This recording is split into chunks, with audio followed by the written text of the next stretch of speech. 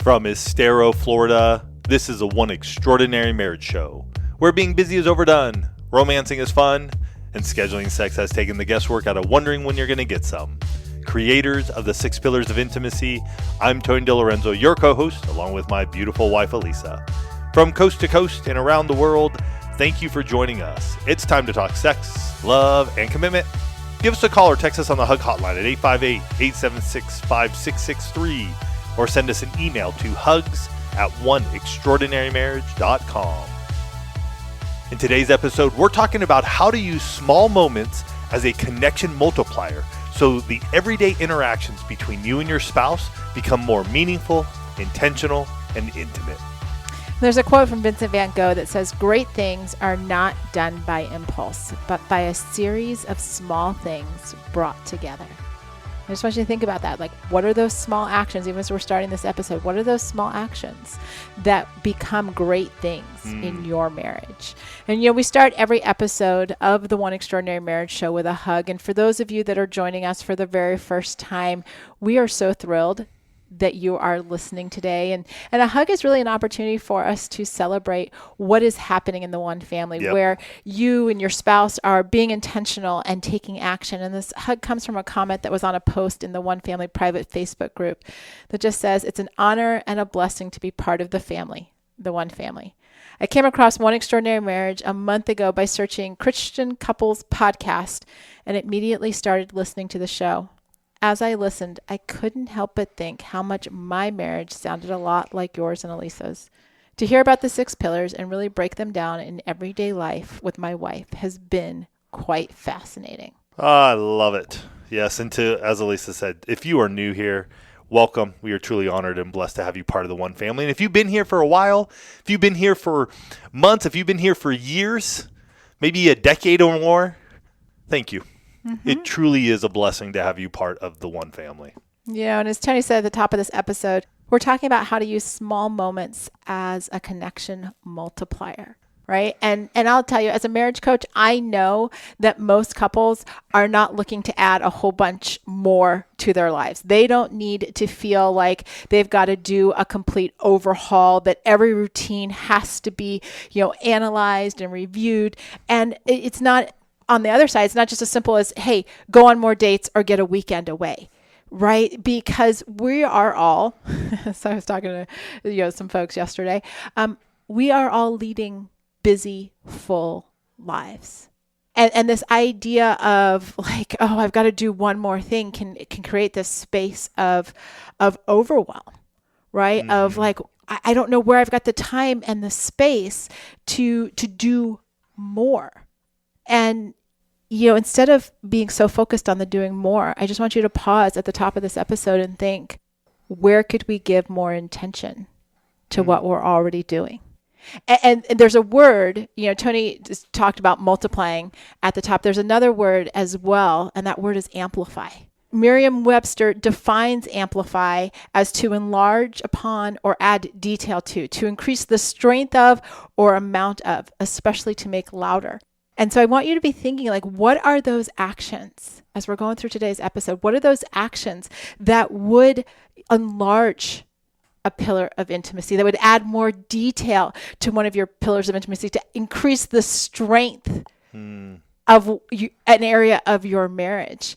And the word amplify was not, chosen just like randomly, like, hey, what's a good word for this?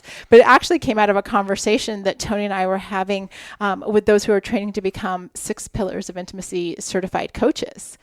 And we'd run this scenario by them, and we were talking about, roommates, roommate syndrome and feeling really busy. And one of the coaches said, my suggestion to them would be to amplify some of the actions, like to ask them what they're already doing to stay connected, but to then ask, how could we amplify those actions? And Tony looks at me as we're having this session. He's like, that would be a great podcast episode. And I said, you know what? Absolutely. And here we are, because I think it is very important for us as married couples around the world to think about what are those moments of connection that we're creating, but more importantly, how are we amplifying them? Using them to add more detail to our marriage, using them to strengthen our pillars of intimacy, and getting into this place where, what if you don't have to start at 0? Like, oh my gosh, we've just got to like we have nothing. But to say, hey, where do you and I connect? And how can we do more of that? I just want to say one thing about our certified coaches that we are training right now. They are going to be some of the most amazing folks who are going to... But they already are amazing folks. They are amazing folks. They're going to be amazing coaches. They're going to be amazing. Thank you very much. They're going to be amazing coaches because of what they're sharing already and helping one another. And it's interesting that this one coach was talking about how to amplify.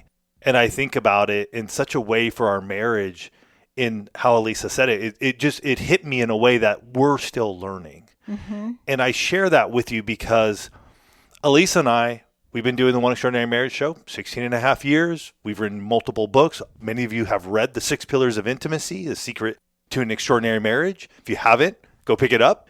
But we are still learning, and it helps me to even understand in my own marriage, when that word was said, how do I amplify? What are the things that I can do? What can I do to begin to amplify that time, that connection, that closeness, right? True intimacy is closeness and connection. And so how do I do that? And so as we go through this episode, I really want you to be looking at what can I do? And it's something that we bring up in the 6 Pillars of Intimacy. Not looking at your spouse and saying, you go do something to amplify. What can I do? And I just want to share something real quickly. We talk a lot about emotional intimacy here. It is the verbal, nonverbal communication.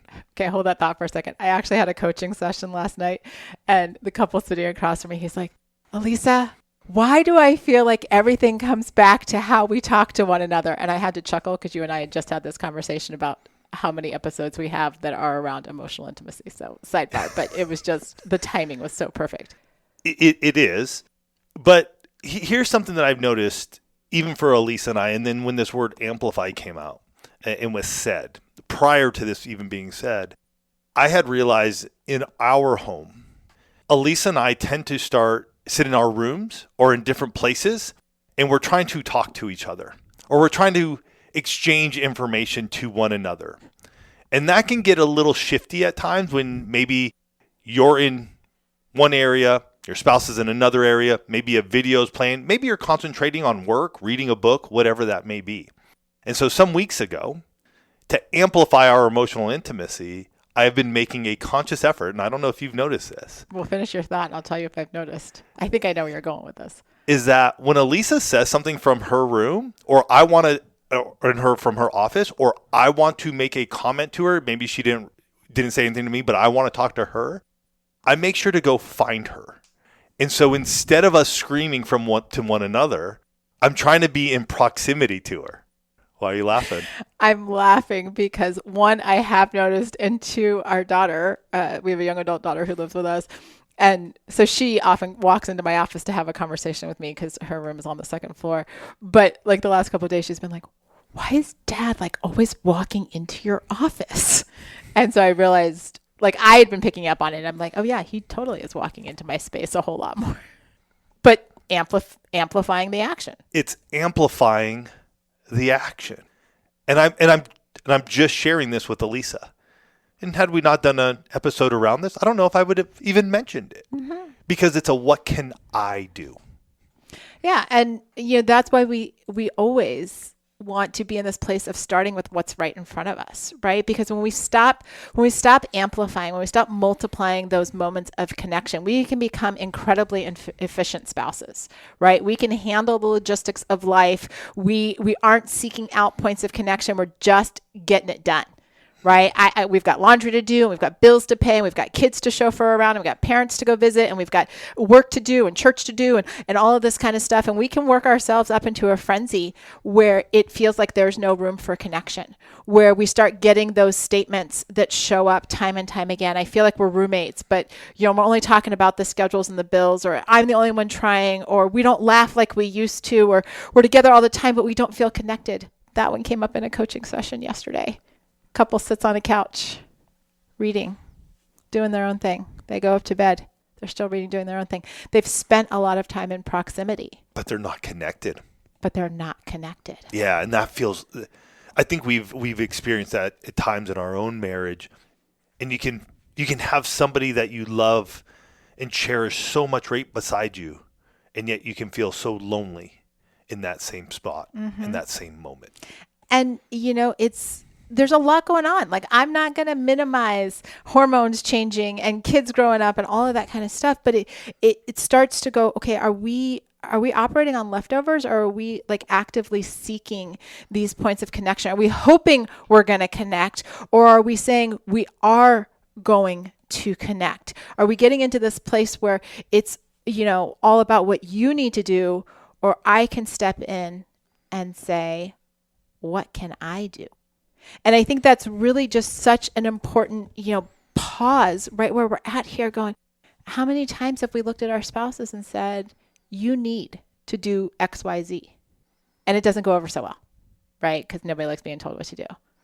Well, that's interesting that you bring that up, because when I started this little challenge for myself, I had that thought. I was like, oh, I just need to tell Elisa. Like, tell me what? Well, just basically like, hey, if you're going to talk to me, come find me. You have said that in the past. I know, but it doesn't work. Point proven. Right? It's right. Just like, well, no, like, you go make the change. You do something different. And again, hey, we can all have our different moments, whatever is going on. We could probably be in that moment and then have a different discussion and it work out. And yet I just sat there and instead of me just going like, hey, Elisa, you go. No, I go. What can I do? What am I willing to change? If I want to strengthen, if I want to amplify our emotional intimacy, what can I do? And don't put it on Elisa's shoulders to burden it, but I need to put it on my shoulders and go through with it and stay committed to it. Have I been perfect? No. There are moments when I've caught myself yelling and I'm like, oh, check myself. Like, let me walk to her. Let me get in proximity to her. So even here. So now I'm curious. Yes. Have you noticed a shift in me? I think where the shift has come, we don't get irritated with each other. We're not snippy at each other because we're seeing each other. We're talking to each other. We're in proximity to each other. Where beforehand, it's like yelling down the hall or me yelling back. Then there's just this tension where I didn't hear you properly or you didn't hear me. And so you're saying it again or I'm saying it again. And so, yeah, I've noticed that the calmness and the tension of us not hearing one another or being able to explain what we want with one another has changed in both of us. But I have noticed it in you because you're just sort of like, okay, well, he's here. So I can't say you didn't hear me. That in itself is gone. And nor can I say, well, you're screaming and I'm over here watching something or doing work. No, now I'm right here with you. So there has been a change. And I hope as I continue to do it, it continues to, we continue to engage one another in that way. But it's not just work either. Let me say, we're in the kitchen going somewhere else. It's like, nope, I'm going to make sure I'm in proximity as best as I can. And again, I'm not perfect. I'm probably at 80% if I was going to say where I'm at, but I'm trying to be more in your proximity in that conversation. Interesting. I think it highlights a fact, just listening to kind of Tony's thought process on that, because obviously I'm finding out about this in real time with all of you, is that you didn't wait for our lives to slow down to start doing that. You didn't wait to feel like I was more engaging or feel like I was, at a point where I'd be receptive. You made a decision to do it. You weren't waiting for all of these other factors. You just decided, and I have no idea how long ago, you just decided, I'm going to start doing this. I recognize I won't be perfect, but I'm willing to try this to see if I can do something different in our marriage. Yeah. And truthfully, there was a little bit of okay, let's see how Elisa begins to change. And yet I think more of it was, what's going to change in me? And there's always that tension of well, I want her or I want him to change. Sure. And I think when we do some of these things, what we realize is The changes happen in us. Absolutely. And it's still working, and I'm still working at this, but I'm going to keep doing it because I do enjoy it, because I was getting rather frustrated with just screaming back and forth to each other. And when I say screaming, it's just we're loud. Well, you're just wanting to be heard down the hallway, you're around the just, corner. Yeah. And for some of you who have 2-story homes or whatever, like, think about that. Yeah, absolutely. And so, after the break, we're going to talk about how the two of you can amplify those small moments that you're already doing to actually create more intentionality in your marriage. LinkedIn is great at connecting you with the world's largest professional network. But it can't connect you with motivation on a Monday morning. LinkedIn can help you get insights from your professional community. But it can't give you any insight into why Dave's still talking on mute. And while it can't stop your boss from bringing tuna for lunch, LinkedIn can help bring your career to the next level. LinkedIn is the network that works for you. Visit LinkedIn.com to learn more. Your call has been forwarded to voicemail.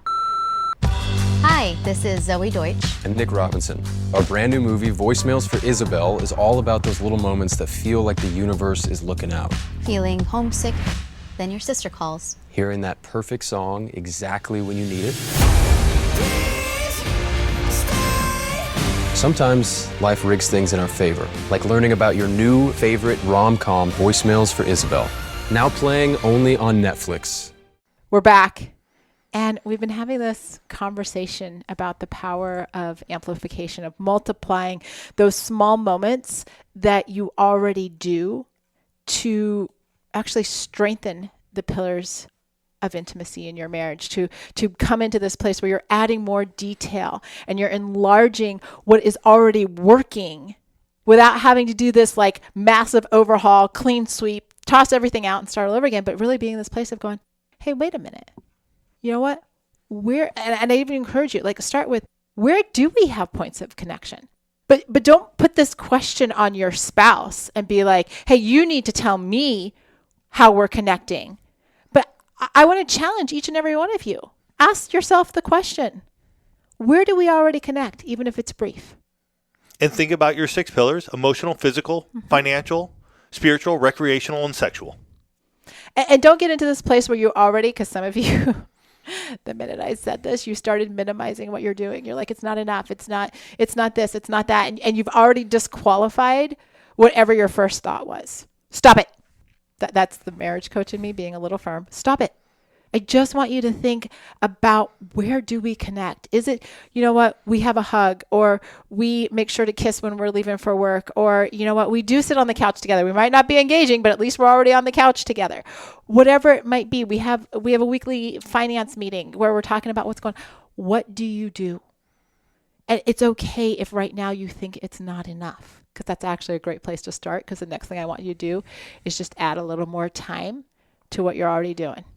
If it is that hug, practice the Disney model of hugging. Don't let go until they let go. Disney characters, and this is actually, if you don't know this, watch just YouTube Disney, probably Disney hug or Disney character hug. Disney characters, when they are hugged by a child, they are not allowed to let go until the child lets go. It's so interesting. Think about that for a second. Your spouse comes up to you for a hug, and they come in to hug you, and you don't release or squirm away or, turn sideways or do whatever until they let go. Some of your marriages would just change on the Disney principle alone. Think just about that physical intimacy. Right. Let's not go to, little kids can hug for an hour, so we don't even have to go there. But what would an extra 5 seconds, think about that. What would 5 seconds do for your kisses, for your hugs, for your cuddles, for time just holding hands, for a conversation that you aren't cutting off, but you're like, you know what? Let me ask my spouse one more question. I know that might be more than 5 seconds, but it's that engagement, right? What does that 5 seconds look like if you choose to be in proximity with your spouse to have a conversation instead of yelling from room to room? And trust me, I've actually, and I don't know if you've noticed that I've been doing this, but I've been getting up and walking. Like when I've got something to say, I come into your space. Mm-hmm. So it's not just like, well, I'm waiting for Tony to come or whatever. I'm like, no, I've got something to say and I'm going to get up and go talk to him. Have you noticed? A little bit. Okay. I'm just curious. And I won't say that that's a direct result. Like, I can't pinpoint and be like, oh, well, Tony has been walking into my office, so let me walk into his. That wasn't a conscious decision. It was like, let me just go find him. And that's what happens when you are the one that starts to take action in your marriage. You start to create a place where the environment shifts. And that's one of the most powerful strategies in a marriage is when I take on ownership for what can I do to create a more positive environment.